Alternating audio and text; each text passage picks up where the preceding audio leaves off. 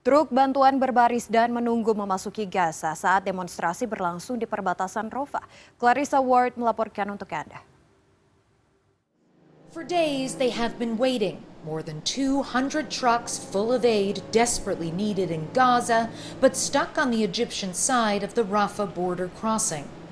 UN Secretary General Antonio Guterres hoped to be here for a much-needed diplomatic win. As quickly as possible. Instead, he found himself in the midst of a protest, his remarks drowned out by the crowd. People are chanting over and over again, with our blood, with our souls, we will defend Palestine. There's a huge amount of anger, a huge amount of emotion, much of it directed at the West. We need justice! We need justice! And much also at Western media, who people here feel have favored Israeli voices over Palestinians. Where is your humanity? A protester starts shouting at me. We invite her to do an interview with us. Okay, fine. When 1,000+ Palestinian babies die, you don't feel the same. You don't feel the same as when I tell you one of your own has died. But these are our own.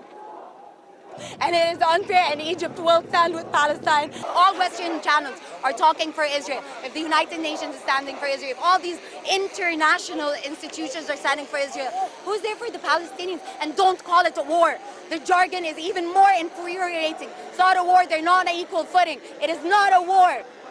For many, it is deeply personal. A Palestinian man holds up his ID.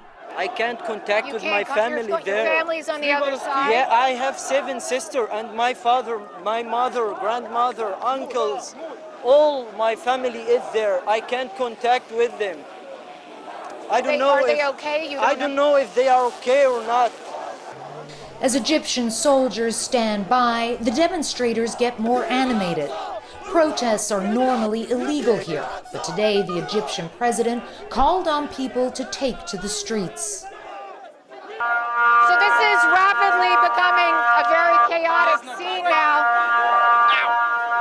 They're trying to get the Secretary General out of here. We are ordered back onto the buses and escorted out through the crowd back to Arish Airport, where piles of aid sit by the runway, so close to where they need to be, but held back, the UN says, by complications over how to monitor the trucks that enter Gaza and how to establish a continuous humanitarian corridor.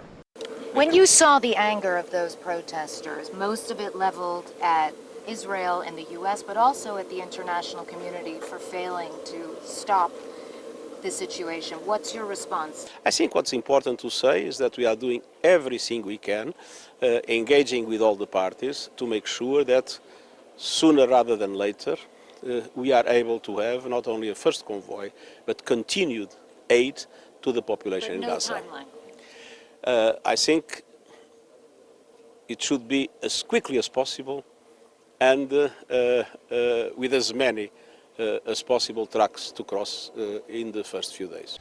But that is little comfort to the people of Gaza, for whom every day, every hour is vital.